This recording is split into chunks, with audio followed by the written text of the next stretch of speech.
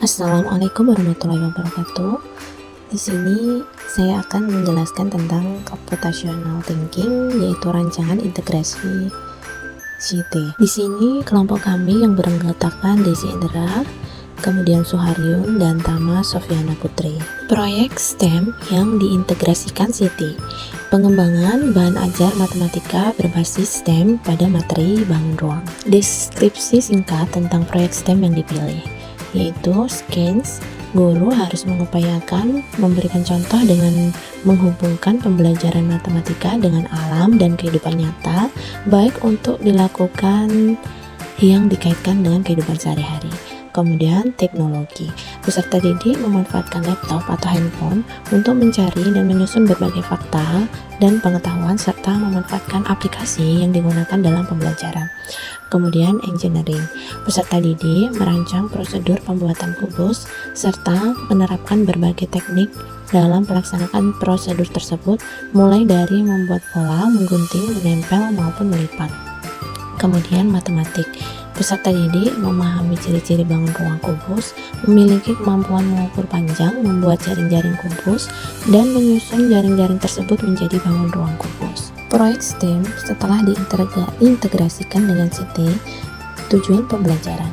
Peserta didik dapat mengidentifikasi karakteristik bangun ruang kubus dengan tepat, kemudian peserta didik dapat membuat bangun ruang dengan tepat dan kreatif. Driving question, apa saja ciri-ciri bangun ruang kubus? Apa saja benda di lingkungan sekitar yang berbentuk bangun ruang kubus? Produk akhir yaitu bahan ajar interaktif matematika berbasis STEM, kemudian hand-on activities, sebuah rancangan, dan kreativitas membuat kubus. Kemudian assessment yaitu bahan ajar interaktif matematika berbasis STEM, kemudian resources yang dibutuhkan yaitu benda-benda sekitar yang berbentuk bangun ruang kubus, kemudian alat dan bahan pembuatan bangun ruang kubus. Integrasi CT dalam proyek STEM. Abstraksi yaitu mengidentifikasi ciri-ciri bangun kubus, kemudian algoritma yaitu menyusun langkah-langkah pembuatan kubus, komunikasi yaitu presentasi, conditional logic yaitu menggunakan logika dalam mengidentifikasi bangun ruang kubus, pengumpulan data yaitu mengumpulkan hasil proyek dan data penilaian ketepatan dan aktivitas kreativitas. Struktur data, analisis, dan representasi data yaitu menggunakan data hasil pengujian untuk menyimpulkan ciri-ciri kubus yang benar.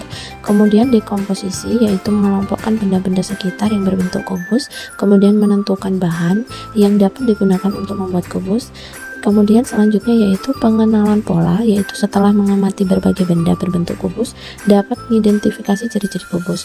Kemudian pemodelan dan simulasi yaitu proyek yang dibuat, diuji melalui penilaian ketepatan dan kreativitas. Perbedaan proyek STEM sebelum dan sesudah diintegrasikan dengan CT. Sebelum dan sesudah diintegrasikan dengan CT yaitu memiliki 3 pokok, yaitu deskripsi proyek. Sebelumnya deskripsi proyek STEM lebih sederhana, kemudian sesudah diintegrasikan deskripsi proyek STEM lebih kompleks. Kemudian langkah pembuatan proyek sebelum diintegrasikan yaitu tidak memperhatikan 4 fondasi CT, kemudian setelah atau sesudah diintegrasikan yaitu memperhatikan 4 fondasi CT.